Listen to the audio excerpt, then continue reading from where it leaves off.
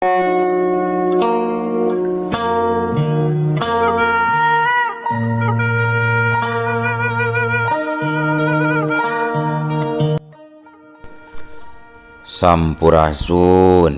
Wadia Balad ATE official di mana wae ayana. Alhamdulillah wa syukru ala ni'amillah. Kalayan diwuwuh ku qobul anu maha agung, dibarengan ku pangijabah anu maha kawasa, diiring ku kadeudeuh kanyaah Gusti anu maha suci. Urang ayeuna dugi kadanget ayeuna masih keneh tiasa ditepang dangukeun deui dina acara anu matuh kamemet urang sadayana. Nyatana dina pagelaran dongeng Sunda jejer carita anak jin sabakota. Ayeuna bagean anu ka opat nanya pamiarsa. Ieu dongeng mangrupikeun buah karyana Kang Ian Aditya ti Palihan Rancah Ciamis. Kangge Kang Ian ngahaturkeun rewu nuhun laksaketi kabingahan rehna parantos ngintunkeun naskah sakaligus ngawidian mamang kangge medar ieu dongeng dina kandaga ATE official ieu. Atuh sumangga kanu teu acan subscribe kantun subscribe heula. Ngarah langkung pogot sareng langkung sumanget deui ka si mamangna dina enggoning medar ieu dongengna. Nging hilap di like di komen nya nu saseueur-seueurna. Lainna naon, mamang mah sok bingah kitunya upami maosan komentar-komentar ti para wargi sadayana teh. Kalintang bingahna deui upami mah link video mamang ieu dipangeserkeun atanapi dipangbagikeun. Atuh ngarah teu nyangkolong tingkana waktos sumangga ayeuna mah urang lajengkeun deui dongeng anak jin sabakota bagean anu ka opatna. Kumaha salajengna sor cekopina betot simbutna pagan heula tali kolorna bisi morosot merezel morozol uzel uzelan di tengah jalan tumpak tung dung tes.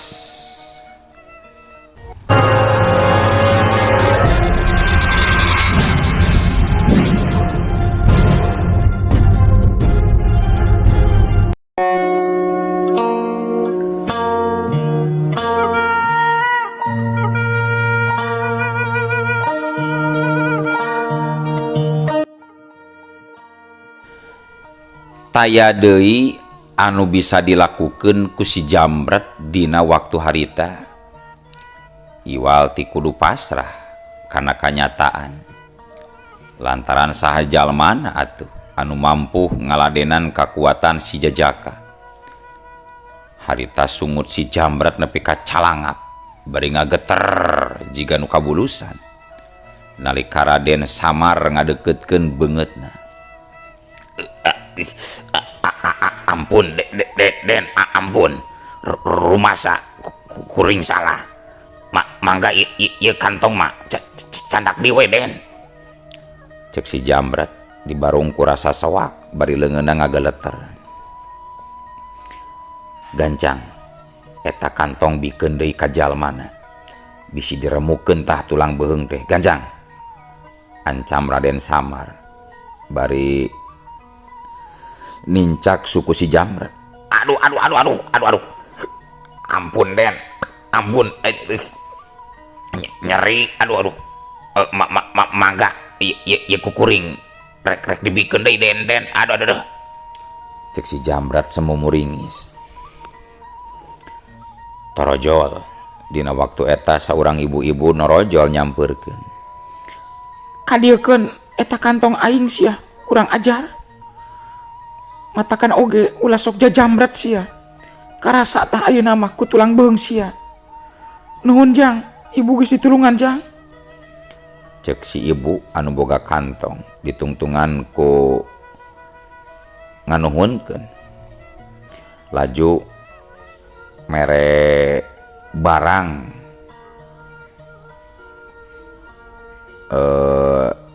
jika barang segede dampaleungeun ka si Jambret. Hiu cebet terus pepereus Naon? Terus ya? Ieu rasakeun sia. Hadiah dampaleungeun aing. Hiya! Cek si ibu beuki tambah kakeheulna. Dume si Jambret salah ngomong, maka teu anta parah deui. Hiu jepret. Aduh. Panon si Jambret jadi burial buncelik. Bari moyongkod nahan rasa seueul jeung peureus. Jepret. Tuluy dipindo deui ku tuur si ibu. Atuh si Jambret beuki moyongkod sabab cimatna katunjal ku tuur si ibu. Dina pada eta dua patugas keamanan mall datang. Satuluyna ngabarogod si Jambret anu keur popoyongkodan. Nuhun Jang kana bantosanana.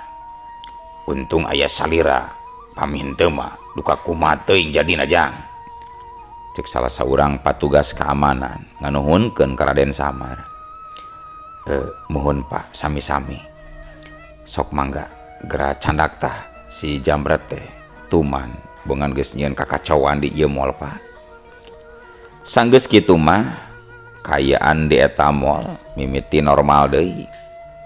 Tapi henteu pikeun Raden Samar alatan dirina kacida sibukna ngelayanan jalma-jalma anu marenta foto bareng bari dina kayaan heurin usik. Di antara nu pagelak-gelak na jalma anu keur ngarumpul, Neng Mita sakadapan mah jadi ngarasa heran waktu nyaksian kumaha hebatna kakuatan Raden Samar.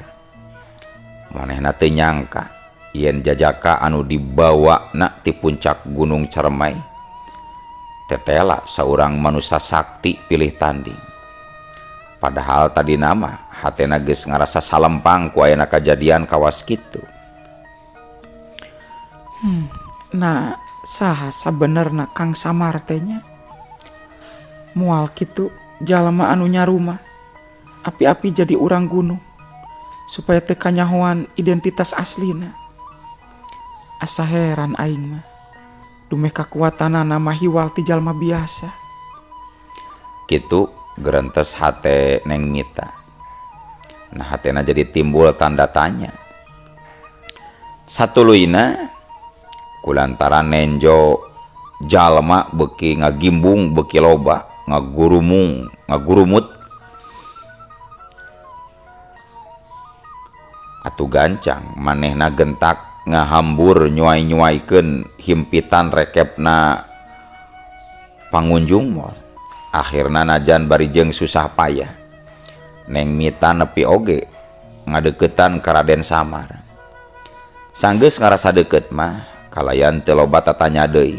Neng Mita gancang ngabedol leungeun Raden Samar dibawa norobos seseledak kaluar ti kurumunan jalma anu ngalingkungna.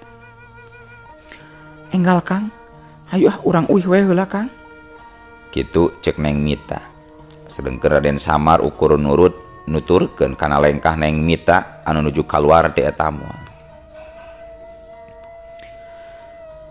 Tekung silila saenggeus aya di saluareun mall harita duanana tuluy ceklak narangek deui kana taksi anu tadi di charterna.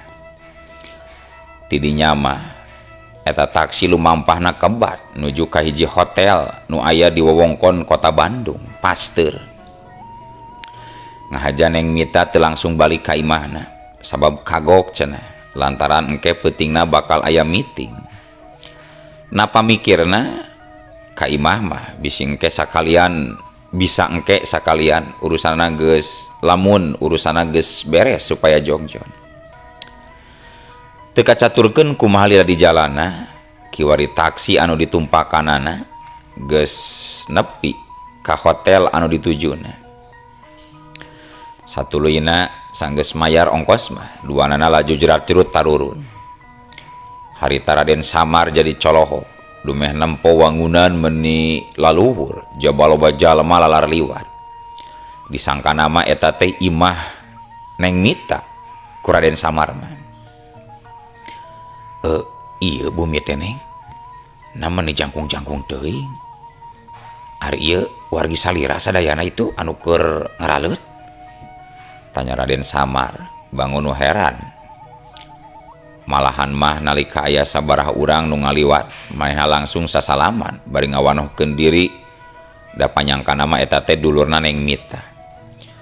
Atuh pokoe sakurun diajak sasalaman ku Raden Surya, jadi sareuri alatan ngarasa kagugu. Kitu deui Neng Mita, manehna jadi ngeh kai milu seuri. Tapi teu lila sabab ngarasa karunya. Saterusna Raden Samar digencang bari cumarita. Tos Kang nging sasalaman teuing, da ieu mah sanes bumi abdi barina oge Kang. Nah bumi saha kitu Neng? Ari jalmi nu tadi wargi eta nepi sanes Neng? Cek Raden Samar jadi bingung. Sanes Kang, eta mah tamu sadayana oge. Walau Neng Mita bari imut. Tamu? Nah, nuju aya acara naon kitu Neng di dieu? Aya hajatan atapi sepitan Neng? Ih, Kang, sanes aya acara. Maksud abdi mah eta teh tamu hotel. Waduh, berarti urang oge sami panginten bade namu ari kitu mah nya Neng.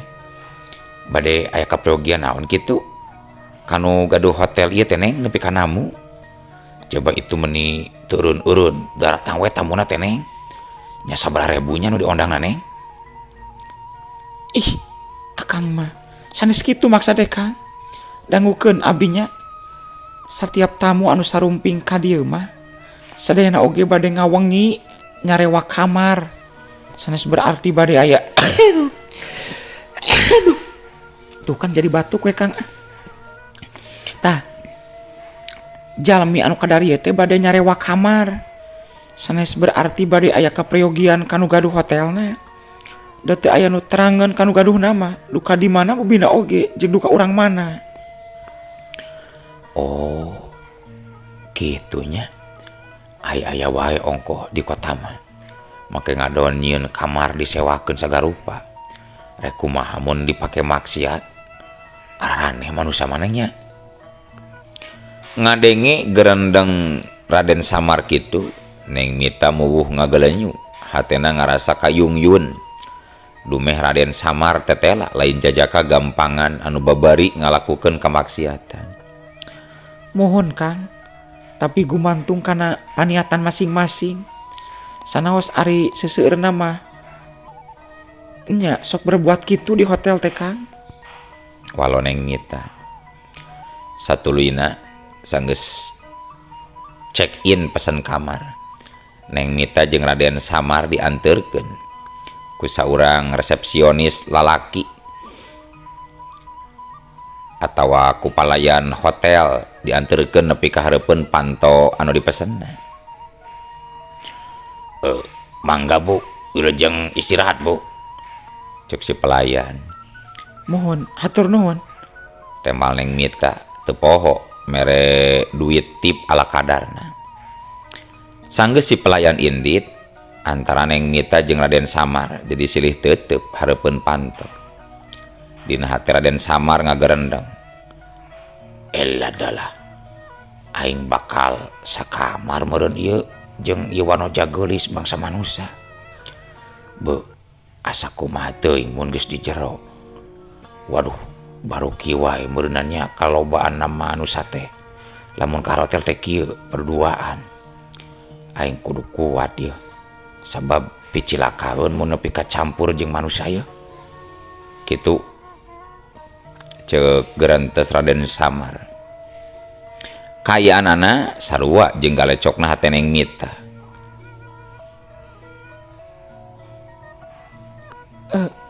Abdi rumasa kabengbat ku akang. Keun wae lah si Indra marek diputuskeun. Dabongan manehna oge bogaeun deui ka Bogoh. ongkoh teu bener jelemana oge ngan ngamainkeun we awewe. Abdi yakin akang pasti pamuda bener jeung jujur. Kitu cenah galecokna hate Neng Mita anu netelakeun dian dirina ka bengbat. Tapi lian ti eta maena geus bogaeun kabogo. Sanggeus ngajarantang kitu mah Neng Mita cumarita. Mangga Kang kalebet Kang. Cek Neng Mita bari mukakeun panto kamar hotel. Bray. Panto hotel ngagebray. Sang ngagebrayna panto selengseng aroma seungit rohangan mawa beda kana rarasaan. Jujurna mata ngarilekeun kacape nu tita tadi geus ngageyot marengan. Clek Neng Mita tuluy diuk dina sofa. Maklum kapan pesen kamarna oge anu mewah, jadi pantes lamun fasilitasna panglengkapna. Bari ngaca dina eunteng leutik para gidang dan Neng Mita nyisiran buukna lantaran rada pakusut. Sementara Raden Samar ngilu diuk rada jauh ti sagigireun Neng Mita. Ngahaja kitu sote sabab ayeuna mah posisina paduduaan. Jaba di jero kamar deui. Neng Mita reet ngareret. Tina tungtung bibirna kaluar saulas imut. Imut anu matak pating seredet kana jantung.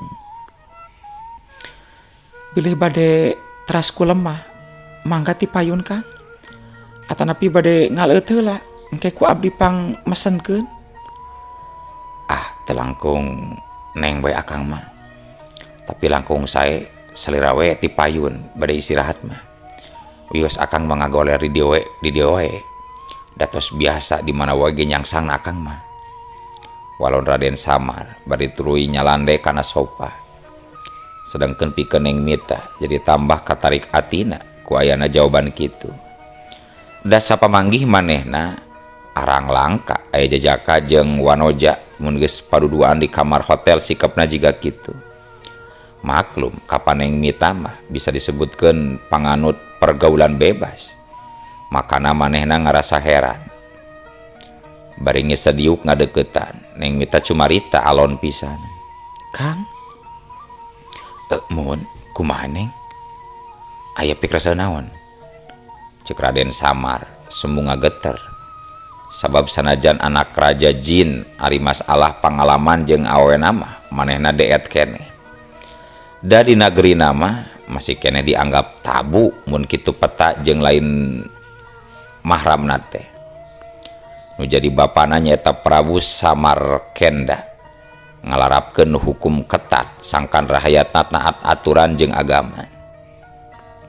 Beda jeung di alam manusia anu ngajungjung hukum liberal sanajan aya agama papayungna tapi hukumna teu diparake. Neng Mita harita jadi samar pola sorangan waktu paantal kulit jeung Raden Sam. Kayaanana jadi serba salah. Akhirna teu karasa dampaleungeun Neng Mita ngarameus kana dampaleungeun Raden Samar. Neng, sing imut ieu, sing emut. Kapan urang teh tepang oge nembe kamari. Ngingki pamali bilih dibenduan ku Gusti Neng. Atuh pogo we pikeun Neng Mita jadi tambah kagugu. Dirina tambah yakin yen hatena ayeuna mah teu salah pamilih ka eta Jajaka. teu sawes-wes atuh Kang, da ukur nyepeng panangan wungkul. Asal ulah kalalan jawan we nyepengna Kang.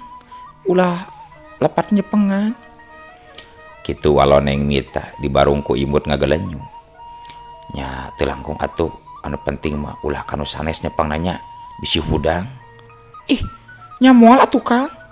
Temal Neng Mita bari nyarandekeun sirahna kana tak-tak Raden Samar. Para wargi sadayana. Waktu beuki maju. Sedangkeun kayaan di jero hotel karasana beuki tiis ku AC. Harita Raden Samar ngagolerkeun awakna dina sofa sanggeus Neng Mita sare dina kasur sorangan. tepati lila tuluy jung cengkat deui bari ngagerentes. Asa bingung nah wayah kumaha ari ieu nya. Asa teu puguh beurang keneh atawa geus peuting. Hayang nyaho aing rek kaluar jiga kumaha cenah kayaan di kota lamun peuting. Saterusna mah sanggeus mastikeun heula neng mita sare tibra. Raden Samar gegerenyeman kalayan dina detik eta keneh. Hus cidegedeg. Harita Raden Samar geus ngiles jirimna ujug-ujug geus nangtung ajeg di luareun hotel. Angin peuting nu aya di kota Bandung ngagelebug nyabak rarai Raden Samar. Lampu-lampu jalan pating gurilap siga bentang ragrag anu teureun-eureun. Raden Samar nangtung di luhur hateup hotel. Panona mencrong ka handap ningali dunya manusia anu teu kungsi sare. Baru kieu rupana peuting di kota teh. Rame tapi hatena loba nu kararosong. Gerentes Raden Samar lalaunan. Dina sakadapan ujug-ujug ceulina jadi rancung ngadenge sora anu teu lumrah. Lain sora mesin, lain sora jelema, tapi nu kadengena sora napas berat campur jeung amarah. Di arah sejen tigang sempit gigireun hotel. Aya hawa hideung anu ngagulidag kawas halimun tapi karasana keung. Eta bau makhluk sabangsa aing, bangsa jin. Ceuk Raden Samar bari beungeutna jadi tegang. Raden Samar ngakilekeun awakna lajeng wus las. Raden Samar geus leungit ti hateup hotel. Pucung heul deui di jurugang. Di dinya katembong seorang lalaki make jaket hideung. Panona beureum samar keur ngageremet nyekel jimat tina tulang.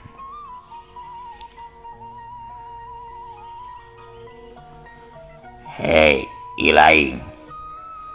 ilaing pasti lain jin lebur dieu nya. Cek eta lalaki bari seri sinis. Anak jin gunung wani-wani asup ka wilayah kota sia. Raden Samar jadi semu heran. Dume aya makhluk sabangsana ngulamprang di tempat eta satuluyna tumanya. Sorana datar tapi ngandung kekuatan.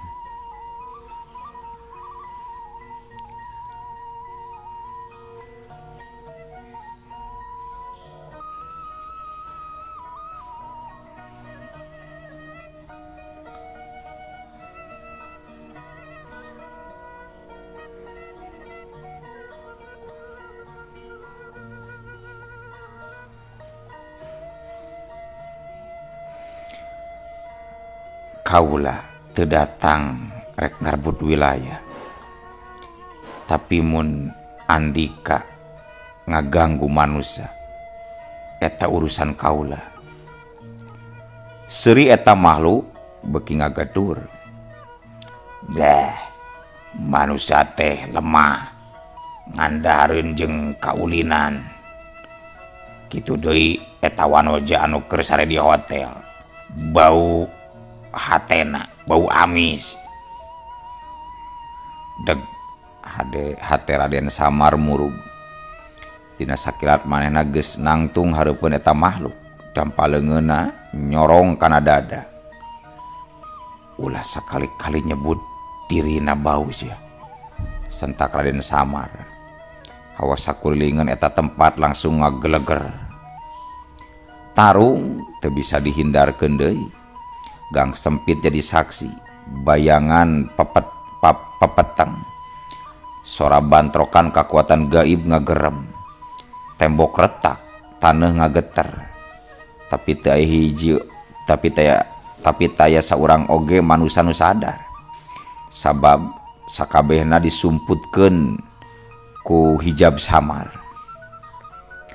Akhirna eta makhluk ragrag, jimatna ruksak jadi lembu.